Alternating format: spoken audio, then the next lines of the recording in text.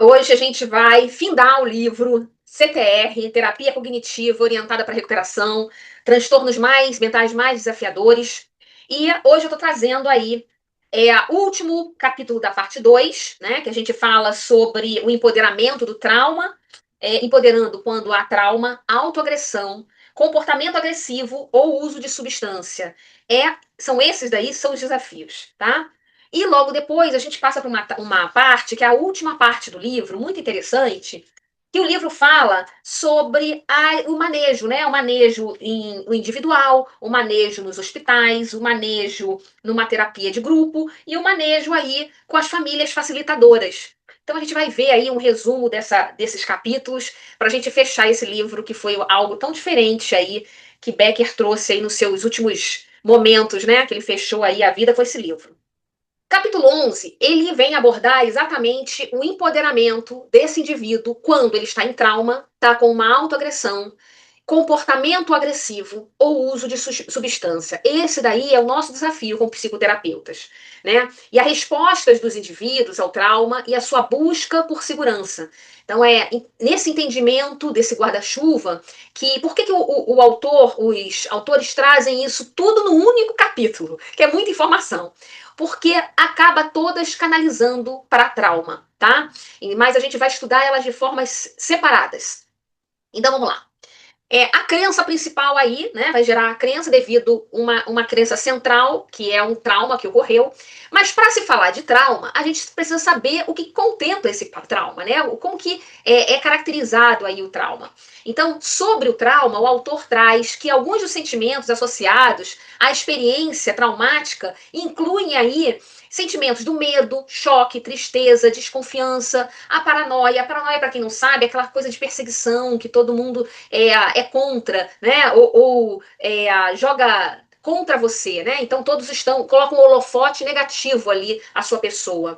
A vergonha, a solidão e os pensamentos comuns giram todos em torno do seu autoconceito, gerando um desvalor. Ou seja, o indivíduo, ao invés de valorar, ele se desvaloriza, tá? E aí, para acessar o trauma, a CTR, né, a Terapia Cognitiva de Recuperação, oferece aí essa oportunidade de usar a descoberta guiada. É uma oportunidade natural para tirar essas conclusões em torno do autoconhecimento e do valor desse indivíduo. E as atividades que promovam a conexão e segurança e, além disso, criar um ambiente mais seguro e acolhedor. Então, a gente precisa entender que nesse primeiro step, né, dentro daquela seta que a gente tanto viu, estudou, para acessar esse indivíduo, as palavras-chave aqui é conexão e segurança.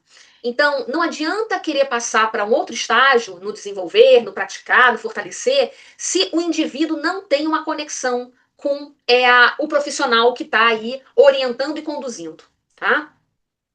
E para desenvolver é, esse sentimento, né, essa crença de trauma, é preciso a confiança, como eu comentei, que através dessa confiança, numa descoberta guiada, que é perguntas abertas ou perguntas para respostas fechadas, né, dependendo do modo adaptativo ou desadaptativo, a gente também pode colocar um modo, né, o cidadão funcional ou não, a gente vai descobrindo heranças aí que traz uma história, né, que trazem o trauma para aquele momento presente. Lembra que a TCC traz muito, ela trabalha o presente, mas muitas vezes ela tem que buscar o que originou essa angústia, ou seja, esse modo desadaptativo, né, esse sintoma em si.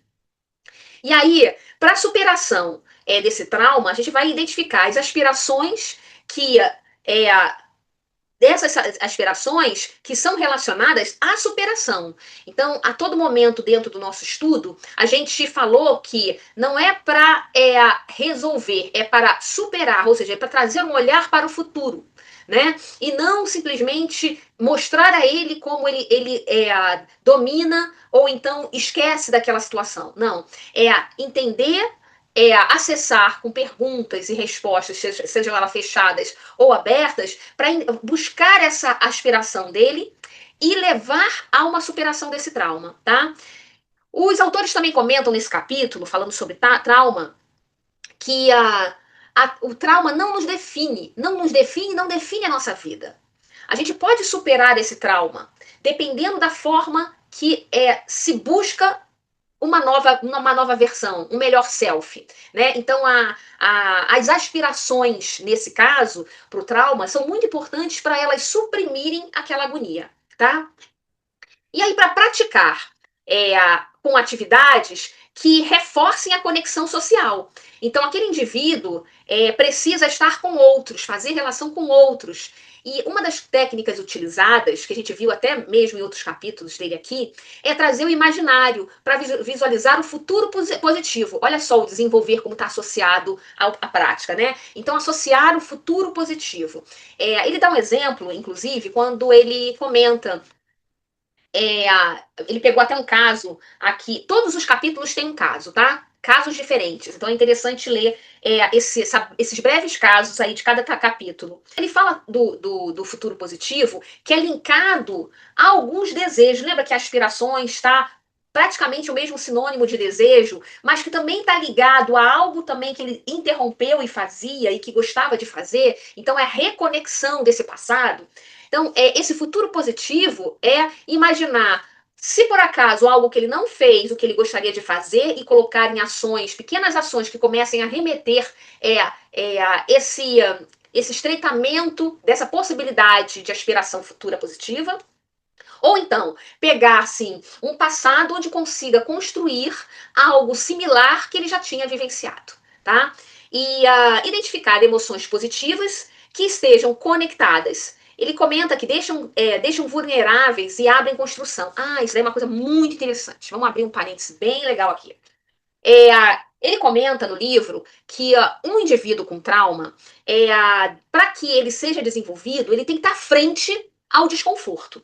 Tá? Então, isso, inclusive, em todas as terapias, aí a gente fica de frente ao desconforto. Então, nos torna vulneráveis, mas com esse desconforto, a gente consegue construir novas rotas, novas conexões, um novo entendimento de lidar com aquilo, tá? Então e colocar, associar atividades que reforcem o lidar com o outro, as conexões sociais, são vitais para lidar com o trauma. Reforçando a resiliência, que entra na última fase aí da seta. Então, reforçando a resiliência é colocar palavras de empoderamento para esse indivíduo que ele é capaz de fazer aquilo, superar aquilo. E atividades que desenvolvam o redirecionamento do foco e comemore pequenos sucessos. Né? Então, em TCC, a gente também viu isso. A comemoração de pequenos degraus que vai se galgando. É importante esse reconhecimento para ele ver que ele consegue sair do movimento. Né? Lembra daquele ciclo de inércia? Então, no momento que você rompe aquele ciclo, você mesmo que gire devagar, você consegue começar a ver que a roda começa a girar novamente, tá? E aí, a autoagressão. A autoagressão é a mesma coisa. Os autores trazem sobre o que é a autoagressão, como ela meio que se caracteriza os sentimentos que o indivíduo sente. Né? Então, são ações feitas contra si mesmo. Principalmente os adolescentes, né? A gente vivencia, e olha, eu peguei isso muito na Covid, né? Lidando com algumas mães de adolescentes que não sabiam que os filhos se cortavam, né? Que chamam cutting, ou autolesões ou autoagressão. Mas o cutting, cortar, é que fazem pequenas ranhuras com gilete ou com lâmina ou com qualquer objeto que firam aquele local.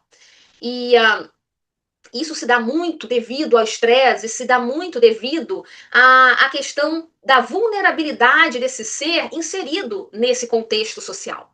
Tá? Então, está muito associado também à questão do valor, do capaz de, do não me acho adequado. Esses indivíduos possuem vulnerabilidade básica, hipervigilância, ou seja, eles olham para mundo e fundo e acham que também existe essa paranoia, né, que todos estão olhando aquele ponto mínimo que para ele é enorme, né, que ele é descontente. e acham que todos estão contra, um evento ou má interpretação, tanto dos outros quanto de si mesmo. Então, no momento que eu falo, eu posso achar que eu me enderecei inadequadamente com o outro, ou o que o outro pode pensar do que eu falei. Então, existe essa má interpretação de algum evento. A autoagressão, que já vem colocando ali, e ela leva ao quê? O que é o sentimento que ocorre? No momento que ele se autoagride, ele tira esse pensamento automático, né, da sua mente e sente a reação do corpo. Então, ele sofre aquele alívio daquele pensamento, apesar do corpo estar padecendo, tá? E as crenças comuns? Não tem valor, não tem controle de nada, ele merece mágoa ou dor, ele não se sente uma pessoa capaz de ser cuidado ou cuidar. Então, é como se fosse um patinho feio, é o famoso patinho feio, né? E acessar essas pessoas, esses indivíduos, é necessário proporcionar atividades que desviem o foco da dor. Ou seja, ao invés deles tirarem, né, se libertarem desses pensamentos pela dor, eles têm que libertar esse pensamento por outra atividade que gera um bem-estar. E aí ele propõe arte, música, até mesmo fofoca, uma conversa informal, né? E isso daí está na sutileza do acessar, se conectar nesses primeiros momentos, nessas primeiras sessões. Então, uma das coisas que os autores comentam também é que colocar esse indivíduo como especialista, e a palavra-chave aqui é essa, tá? Ele coloca o indivíduo numa posição de ensinar. Seja qualquer coisa. No momento que a outra pessoa ensina, ela vai se apropriando de si e gerando uma confiança, uma autoconfiança e a confiança de se relacionar. Então é muito bonito, chega a ser até romântico isso daí. Mas é exatamente isso. Se você coloca, né, o seu ensinamento e você vê no outro despertando o interesse por aquilo, aquilo dali fomenta outras necessidades e outras vontades, né, de condução. Para desenvolver esse indivíduo da autoagressão, é necessário identificar essas aspirações que contrabalanceiam essa agressão, essa autoagressão, com um cenário de bem-estar. Ou seja, a gente acaba entrando no looping aqui, que uma coisa está muito ligada à outra. E uma das coisas que ele coloca aqui, que para desenvolver esse indivíduo, é trazer imagens de recuperação, ou seja, explorar os valores pessoais desse sujeito que vá construir esse futuro para ele e gerar conexões. Porque às vezes ele está num mar tão nebuloso, né, tão tumultuado, tão revolto, que muitas vezes aquele pequeno valor que existe, que para ele não é nada, isso sobressaindo e mostrando como que esse valor articula com as áreas da vida dele e como esse valor ele consegue superar e iniciar diversas outras coisas, muitas vezes ele não consegue enxergar. E trazer isso daí, fazer uma conexão, né? Mas não você, mas muito com essa dialética, né? Muito com aquelas perguntas que foram colocadas lá no início, inclusive. Você acha que a tal situação te ajudaria a fazer isso? E quais são os sentimentos que te levam a fazer isso assim? Você possui algum deles? Então, levar essas perguntas, né, socráticas, a palavra é essa, socráticas, para esse entendimento e essa conexão de um pensamento desse sujeito é muito importante. E aí ele traz, né, como, por quê, o quê, que são perguntas aí chaves que a gente pode desencadear uma série de ramificações para que a gente consiga trabalhar, né? E sempre colocando, buscando o feedback dele, tá? A questão de praticar. A questão de praticar é programas de ações positivas no contexto de tratamento, análise em cadeia, como enfrentamento, e em situações de estresse e técnica de relaxamento. Então, ele traz atividades que o levam ao bem-estar. Então, já está ali. A análise dessa cadeia como enfrentamento. Então, entra muito a imagem de recuperação. Então, trazer o que eu estou fazendo e como eu sou e o que eu tenho e como eu posso enfrentar isso, então como eu posso ajudar com o que eu tenho a superar isso, isso dá aí uma sustentação, um alicerce para ele enfrentar essas situações de estresse. E a técnica de relaxamento, que ele fala muito do mindfulness aí com relação a essa técnica, tá? E aí, entrando em fortalecimento, reforçando esse controle, eu sou capaz de controlar meus impulsos e ajudar a ver esse valor de suas contribuições. Então, a autoagressão ela tem palavras-chave de bem-estar, ele é na posição de especialista, ele conquista um bem-estar, ele associa a confiança, trabalhar todo esse reforço, né, de buscar o que ele tem de melhor e que ele não enxerga, como imagens de recuperação, trabalhando aí com perguntas socráticas em cima, com uma dialética onde ele consiga, de fato, refletir sobre esse eu, né, entra com ações positivas desses valores e começa a controlar esses impulsos, tá? Então é uma cadeia mesmo, é um seguidinho do outro, um está conectado. Comportamentos agressivos. Comportamento agressivo. O que é sobre o comportamento? Pode ameaçar os outros, causar danos físicos às pessoas e coisas, sentem medo, ameaçados, suscetíveis ao perigo proveniente dos outros, né? E aí eles reagem a isso. São vulneráveis quando estão frustrados ou se sentem bloqueados em um objeto, em um objetivo, ou não ter sido satisfeita uma necessidade, tá? Uma crença de impotência, não ter controle, fraqueza. E onde está associado muito isso, né? Esse comportamento agressivo, a gente tem muito no transtorno também de esquizofrenia, né? Então um dos tópicos, já estou trazendo aqui. E a vulnerabilidade é exatamente esse contexto. Então, quando essa pessoa se torna. Ele não se coloca, consegue trazer à tona o desejo que ele quer realizar. Então, com isso, eles acabam sendo agressivos, em alguns casos, tá? É, e aí, como acessar esse indivíduo? O ponto de partida e espírito motivador, né, da CTR, que é a Terapia Cognitiva de Recuperação, também é a conexão. Entende por que os autores colocam todos juntos? Porque elas estão ligadas à forma de acesso, desenvolvimento, prática e fortalecer, salvo algumas características e detalhes que existe cada uma delas, que está aqui nessa planilha sobressaltada, em negrito.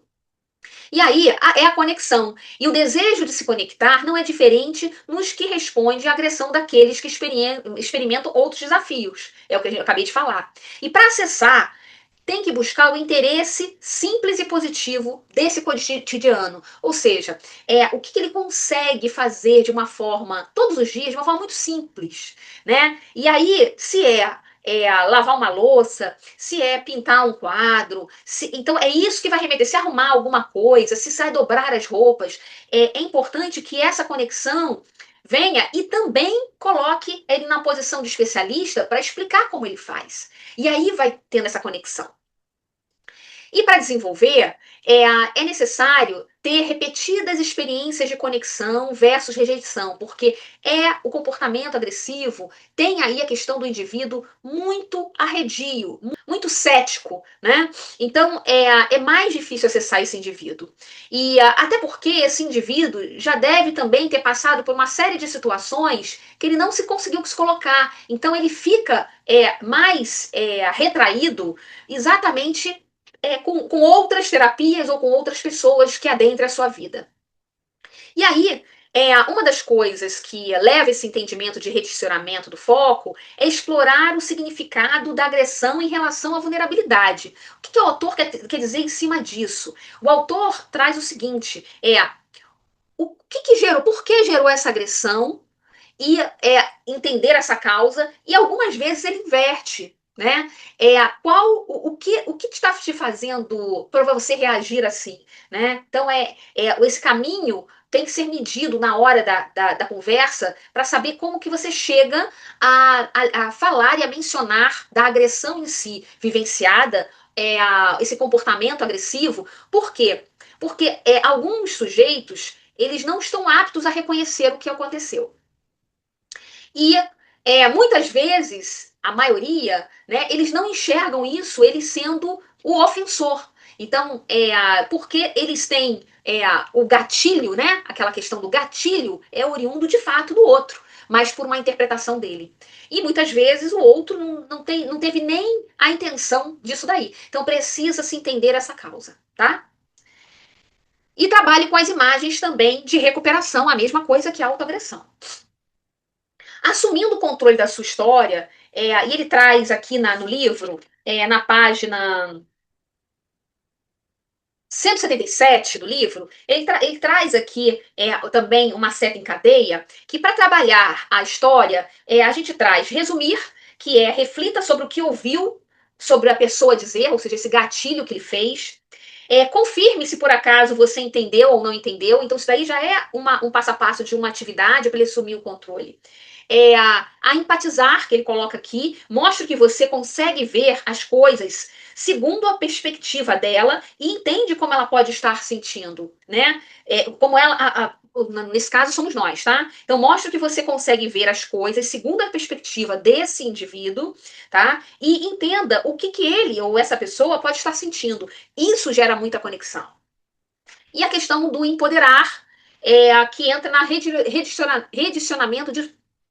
redicionamento do foco, que redicione a energia para uma atividade agradável ou focada na aspiração. Então, para praticar essa atividade, ela tem que trabalhar com essa, resumir, testar, empatizar e redirecionar o foco, porque muitas vezes, se você colocar uma atividade onde você não sabe se aquela atividade vai gerar um gatilho, a todo momento você pode ocorrer aí um comportamento agressivo. E o que ocorre isso com esse indivíduo? Ele volta a se interiorizar, né? Ele volta a se fechar, ele volta a quebrar aquela conexão que foi aí ocorrida com o profissional.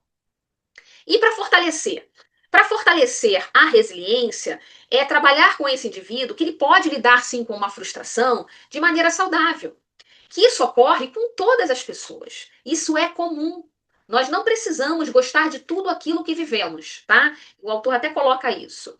E aí, comemorar também os sucessos nessa interação social é muito importante para esse indivíduo, porque ele começa a encontrar no outro não o seu ofensor e também o seu agressor, né? Porque antes dele agredir, ele se sente agredido.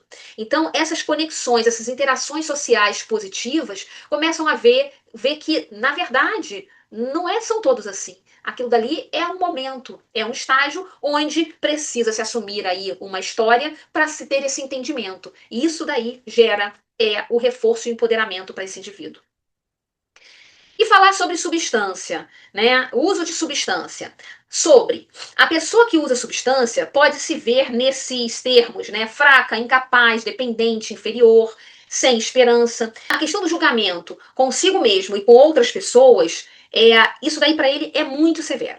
E um dos casos para acessar é dar início a esse cuidado, essa paciência que existe na situação desse entendimento, né? Enquanto o comportamento ele vai lá no desenvolver, explorando o significado dessa agressão, o uso de substância vem no autoconhecimento, nesse autocuidado, nessa paciência que o indivíduo precisa ter para que as coisas ocorram. E envolver a pessoa em atividades prazerosas que reduzam esse efeito, né, de utilizar substâncias.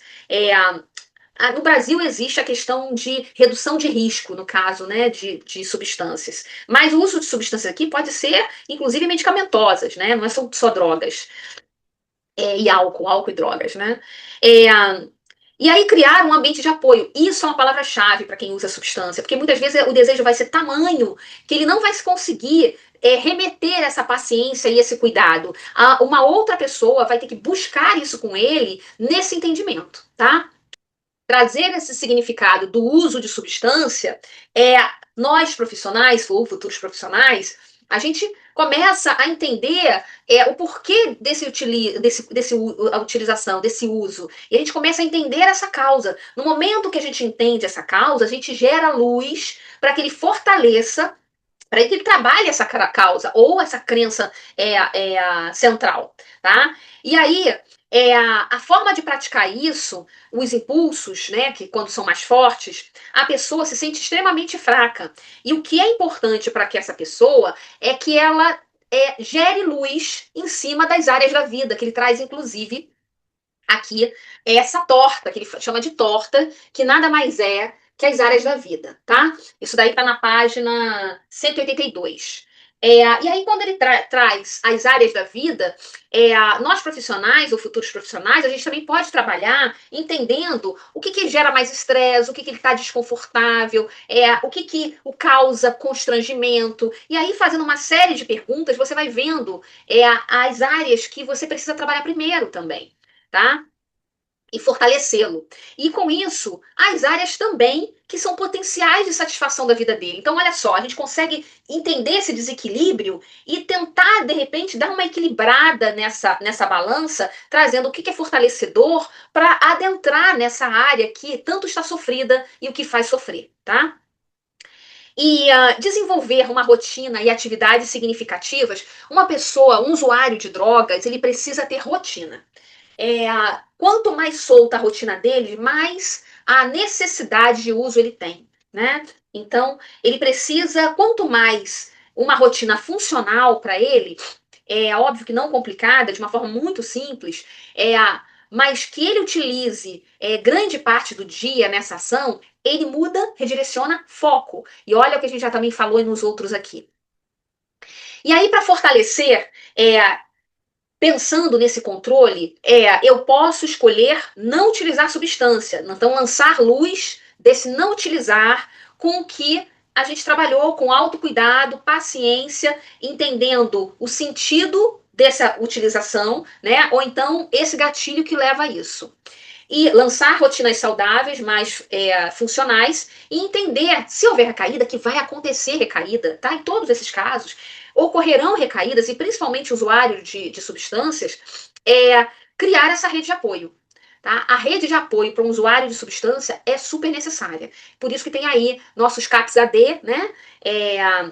Que são esses centros de apoio de psicologia, álcool e drogas. Então, nós temos vários aqui no Rio de Janeiro, não sei como que é na cidade de vocês, e exatamente para dar esse apoio, porque nem todo mundo tem a família por perto, ou algumas pessoas, a família já abriu mão de ter o contato com aquele indivíduo, ou o afastou de fato, porque já gerou muito de transtorno na vida da família como um todo. Então, esse indivíduo, ele precisa desses lugares exatamente para esse acalento, para esse apoio, tá? Meninas, até aí tudo bem?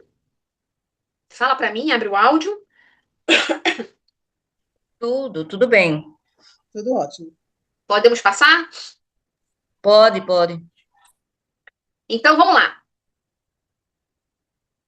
E aí, o capítulo 12, a parte 3, é interessantíssima, porque ele trabalha aí de uma forma muito macro, né? E ele comenta, inclusive, que os casos que ele traz aqui são casos mais básicos que eles não têm. Como que eles usam aqui?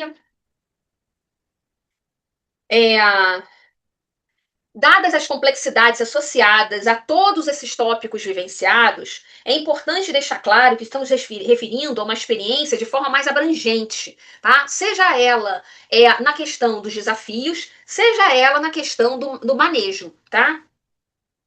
E aí ele coloca que no foco do âmbito mais reduzido ou mais personalizado, nós reconhecemos que existem várias abordagens usadas para lidar com todos esses desafios de várias formas. Mas eles tiveram aí essa intenção de dar uma luz, né, nesses ambientes de manejo que a gente tem no dia a dia.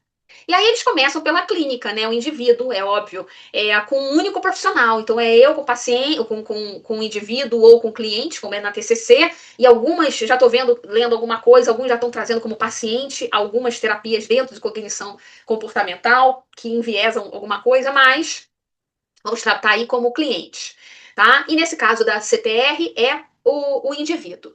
Então, o principal objetivo nas primeiras sessões é que o indivíduo veja benefício da terapia e retorne. Tá? Primeira, segunda e terceira, ele precisa ver o objetivo, o indivíduo precisa ver benefício que aquele serviço vai trazer para a vida dele. Para ele retornar. Porque se ele não conseguir tangibilizar ou perceber que isso daí ocorre, na primeira sessão ele já some. E na segunda sessão, se ele começa, ele vai lá para perceber se aquilo ali é real. Aí, se por acaso não for, na segunda ele some. Na terceira, ele já começa a entrar com um olhar mais característico de, bem, eu acho que pode ser por aqui, tá? Quem nunca, né? Ó, levanta aí, joga pedra, quem nunca fez isso? Todos nós, quando a gente inicia uma terapia, seja ela qual for, a gente vai com todos os pés atrás, né? E aí, retirar o modo paciente para acessar o modo adaptativo. A sessão pode ser feita em ambientes informais, principalmente para CTR, tá? Como caminhadas, para reduzir a ansiedade e promover essa conexão. Um encontro, de repente, num local mais aprazível para tomar um lanche, para conversar, tomar uma água, alguma coisa assim. Nessa primeira conversa, é óbvio que a gente está falando de um indivíduo que consegue se regular, tá? Mas um indivíduo que não está funcional, ou seja, está com um modo não adaptativo, mesmo o ambiente que ele esteja, a gente consegue, dentro desse ambiente, ver algo mais aprazível para lidar com ele, tá bom? E aí ele fala sobre o paciente, por quê? A gente precisa tirar alguns psicólogos usam aqueles jalecos brancos, né? Isso daí se desconecta totalmente com o indivíduo e coloca ele nesse lugar de paciente. Então colocar, dar a ele esse olhar como uma pessoa que está chegando ali para ajudar e ser ajudado. Entendeu? É um colega, a figura é essa. Que vai haver muitas trocas. A importância do relacionamento construir uma relação de confiança é essencial para o sucesso dessa terapia. O terapeuta deve energizar o modo adaptativo e ajudar o paciente, inclusive ele comentou, a considerar suas capacidades. A estratégia para fortalecer o modo adaptativo é gerar conexão, atividades significativas, incorporar hobbies, interesses do paciente. Eu não estou colocando o paciente porque está errado, veio no livro, tá? Então, por isso que eu comento com vocês que a palavra paciente começa a aparecer em outras terapias dentro do cognitivo comportamental também, tá? Só que TCC trabalha como cliente e CTR trabalha como indivíduo, sujeito ou pessoa. Mas vamos trazer da forma que ele colocou aqui. Então, incorporar hobbies, interesses do paciente nas sessões para aumentar o engajamento, o foco em capacidades, né? Então, é ajudar o paciente a identificar e celebrar pequenas conquistas e criar rotinas de ações e confeccionar cartões de empoderamento. Isso, inclusive, eu estou falando um pouco mais rápido, porque isso tudo a gente viu nos capítulos anteriores. Tirando a palavra paciente. Os principais riscos. A desconexão, né? Quando a gente está fazendo essa clínica um a um, é a desconexão. Se o terapeuta não estabelecer uma relação de confiança, o paciente pode se sentir isolado. E isso não é só no primeiro momento. Ao longo das sessões, no momento que ele já tem confiança com você, pode acontecer que alguma sessão a gente não esteja tão bem, né? Nós somos humanos também. Então, nesse sentido, por isso que ele fala em todo momento que o feedback ao longo das sessões são importantes, tá? A falta de estrutura. Então, a ausência de um plano claro pode levar à confusão e desmotivação do paciente. Ou seja, o que está sendo trabalhado? Ele não sabe, né? Ou então abrir tanto esse leque que, principalmente para os transtornos mais desafiadores, se torna muito confuso. E para juntar isso tudo, não faz sentido, ou o deixa mais estressado.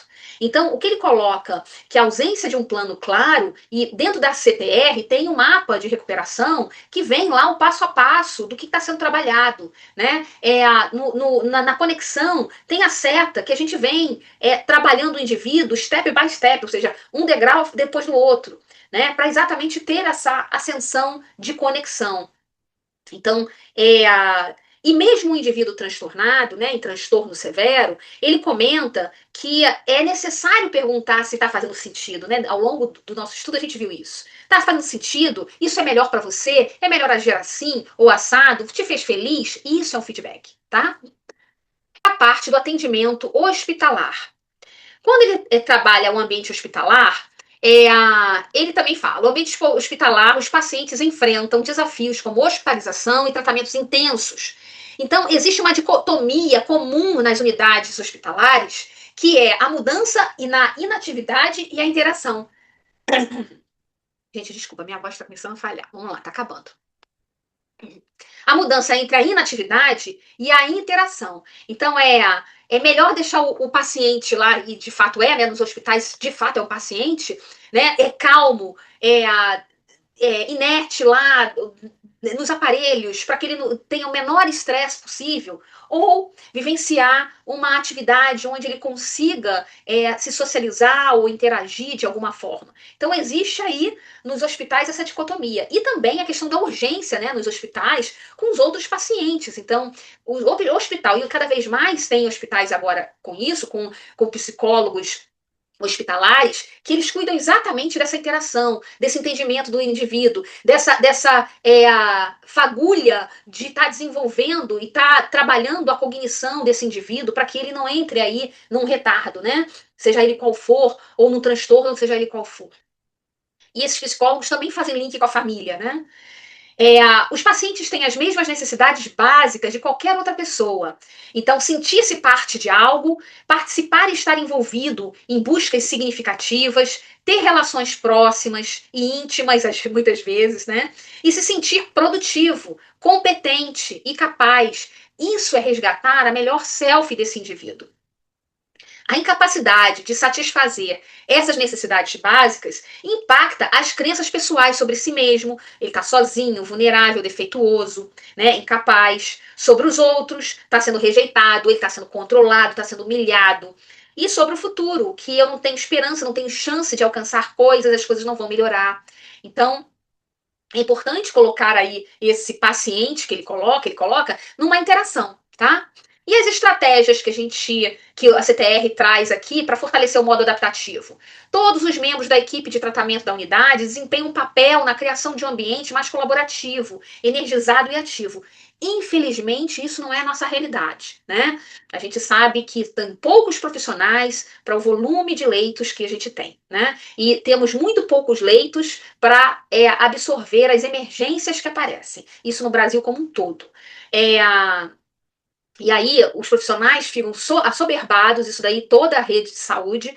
Então eles mesmos precisam de cuidado. Então separar um pouco, né, da realidade o que é romantizado é muito importante também aqui, porque nos dá a noção de qual o nosso papel como futuro psicólogos e como profissionais aí da área de trabalhar esses ambientes. Né? Não basta ver só o paciente, porque o paciente também pode ser o médico, também pode ser o enfermeiro, também pode ser a faxineira que está limpando toda aquela coisa do dia a dia, né? Pode ser da nutricionista que tem que ver a comida de cada um, tem uma dieta específica. Então a gente está falando que todo o ambiente hospitalar está conectado, tá? Isso torna-se um desafio.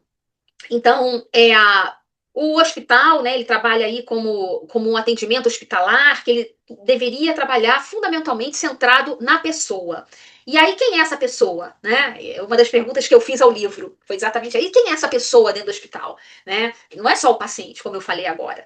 E a terapia centrada na pessoa, ela trabalha muito o Roger, né? É a terapia de Roger centrada na pessoa. Onde, em fenomenologia, onde ele traz muito essa escuta ativa do que o outro sente e como ele reage, né? E esse entendimento, se é possível, se não é possível, estreitar aí uma outra visão em cima. Então, ele também fala que para desenvolver atividades com baixa pressão, atividades individuais e coletivas, com objetivos de relação, criação, colaboração.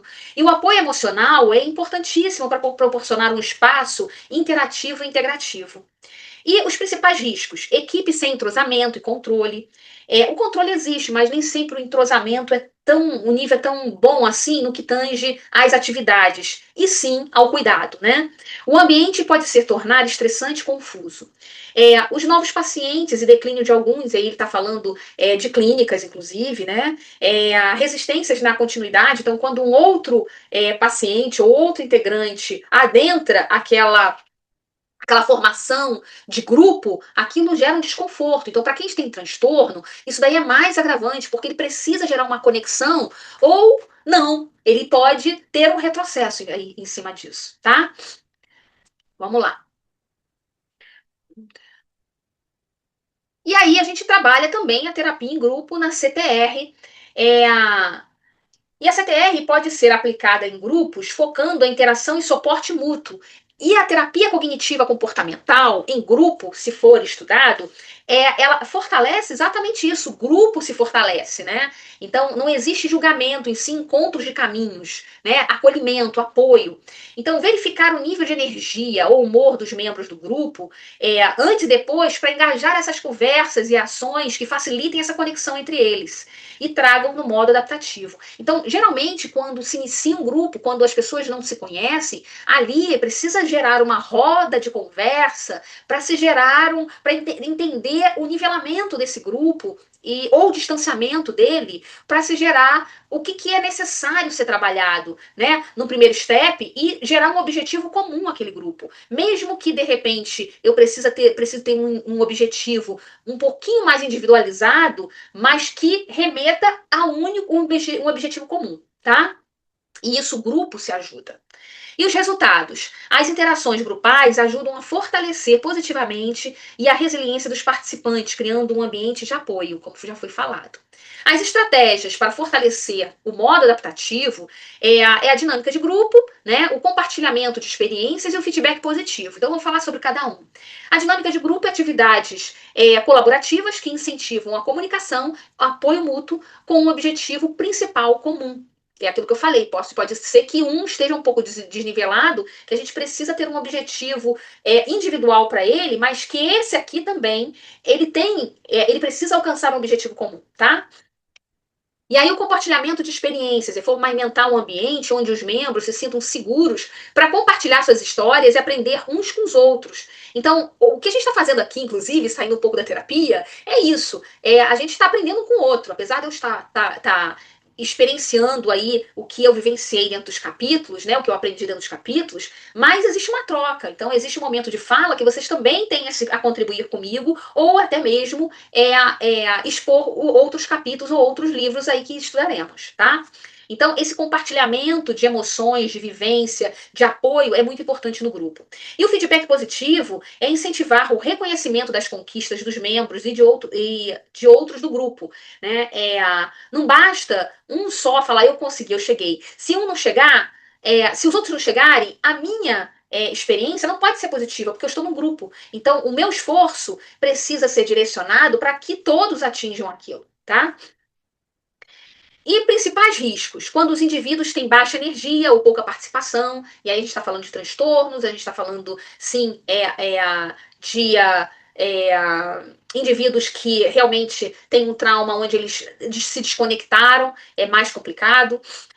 Quando os desafios são trazidos de fora do grupo, então o grupo está coeso, de repente o desafio é um outro indivíduo, o desafio é um outro cenário, isso daí pode ter um risco, tá?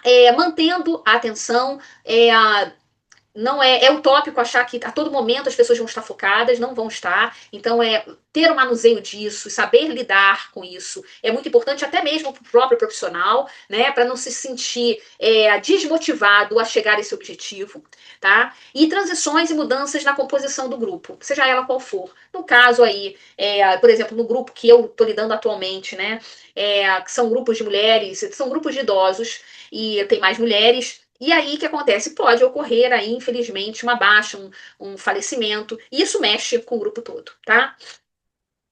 E por último, as famílias como facilitadoras do empoderamento. Então, a importância da família é vital. Então, envolvê-las num processo terapêutico é crucial para apoiar o empoderamento desse indivíduo.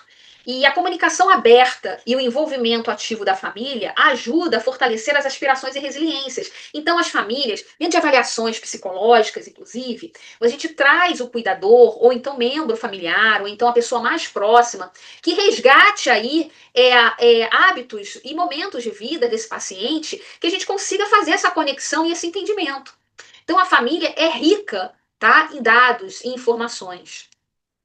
E até mesmo o entendimento desse próprio cuidador, ou desse familiar, ou desse responsável, pode ligar um alerta, onde ele também está precisando de cuidado, né? Essa família está precisando de cuidado. É a mesma coisa que acontece no hospital com os profissionais, tá?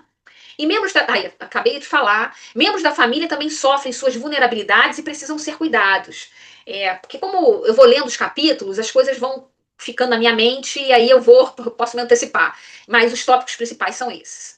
E a estratégia para fortalecer esse modo adaptativo é a comunicação aberta, o envolvimento ativo e a educação familiar, né? Essa psicoeducação na família. Então, a comunicação aberta, ela vem a promover diálogos transparentes sobre tratamento e as recuperações do paciente. O movimento ativo, ele vem incluir a família nas sessões de terapia para fortalecer o apoio emocional. A família é a rede de apoio dessa pessoa. O cuidador é a rede de apoio e se torna a família dessa pessoa, né?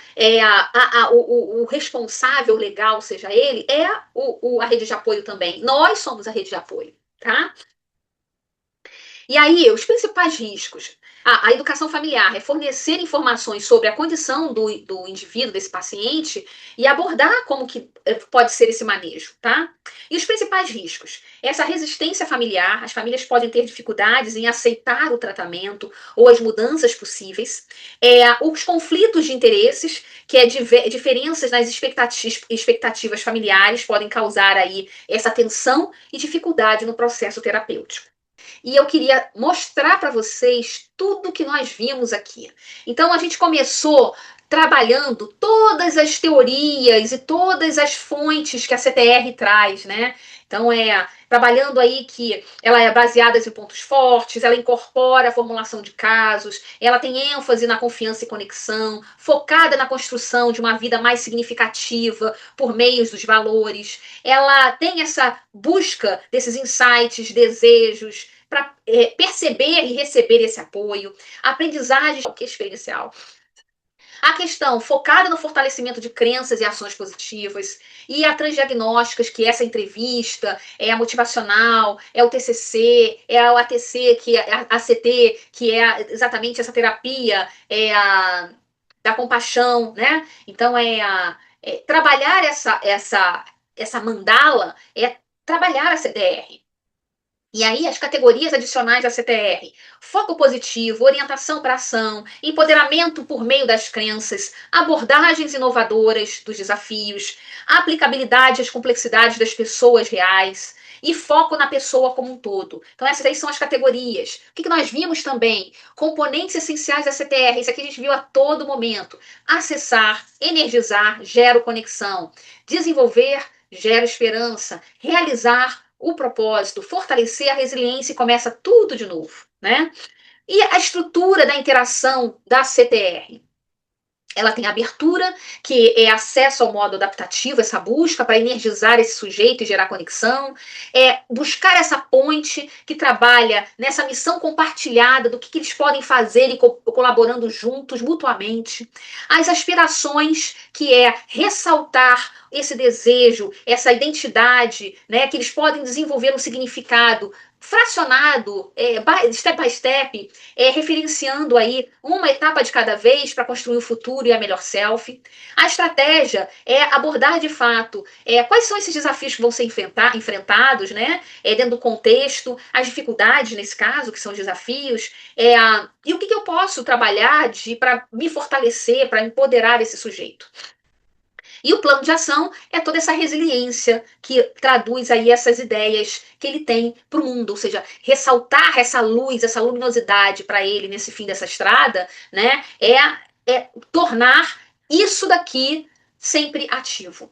E trabalhar o mapa de recuperação, que é dar conhecimento e ter aí um histórico desse indivíduo para todos que lidarem com ele, ou naquele momento ou futuramente, né? E aí ele fala o acessar e energizar no modo adaptativo, para falar sobre os interesses e formas de se engajar, essas crenças ativas, né, durante o modo adaptativo, o que se aconteceu com esse indivíduo, que a gente conseguiu resgatar, quais são essas crenças, as aspirações que surgiram, né? Quais esses objetivos e significados para atingir esse objetivo, os desafios a serem encontrados, né? Os comportamentos atuais e o que realmente são crenças subjacentes aí para esse desafio, para a gente conseguir sustentar aí crenças fortalecedoras. E a ação positiva de empoderamento é a estratégia, de fato, para atuar aí nessas intervenções, crenças, aspirações e significados para esse dia a dia vivenciando. Obrigada a vocês.